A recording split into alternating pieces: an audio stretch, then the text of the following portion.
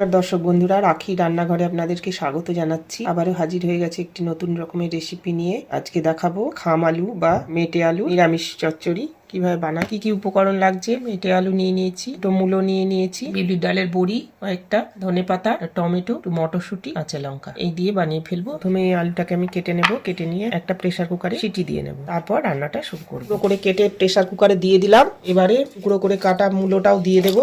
সামান্য একটু জল দেবো। জল দিয়ে একটা হুইসেল দেবো, দিয়ে নামিয়ে নেব। কড়াতে 1.5 চামচের তেল গরম করে নেব। বড়িগুলো একটু ভেজে নেব। কড়াতে সর্ষের তেলে আমি কাঁচা লঙ্কা দিয়ে দিলাম, 5 ফোড়ন দিয়ে দিলাম, টমেটোটা একটু মজতে দেবো। এটা মজে গেছে। এবারে কড়াইশুঁড়িটা দিয়ে দিলাম। এখানে 1 চামচ জিরের গুঁড়ো, 1/2 চামচ ধনের গুঁড়ো, 1 চামচ লঙ্কার গুঁড়ো, 1 চামচ হলুদ পরিমাণ মতন গুলে রেখেছিলাম, সেটা একটু দিয়ে দেবো। স্বাদ মতন লবণ ছড়িয়ে দিলাম। মশলা থেকে তেল রিলিজ করে দিয়েছে, মশলা কষিয়ে ফেলেছি। এবারে মেটে আলু, মূলো, আলু দিয়ে দেবো। ভালো করে কষিয়ে মেটে আলুটা কষিয়ে নিয়েছি মশলার সঙ্গে। এই পর্যায়ে আমি বড়িগুলোকে একটু ভেঙে দেবো। সামান্য একটু ধনেপাতা এখন দেবো, নামানোর সময় একটু দেবো।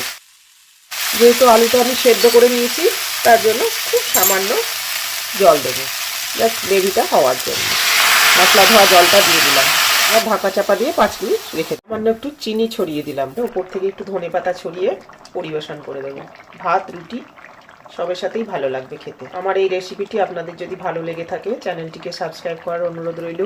বেল আইকনটি টিপে দেবেন, যাতে করে আমি নতুন কোনো রান্নার ভিডিও দিলে নোটিফিকেশান সবার আগে আপনার কাছে পৌঁছে যায়। লাইক, শেয়ার, কমেন্ট করবেন। ভিডিওটি দেখার জন্য ধন্যবাদ। ভালো থাকবেন, সুস্থ থাকবেন।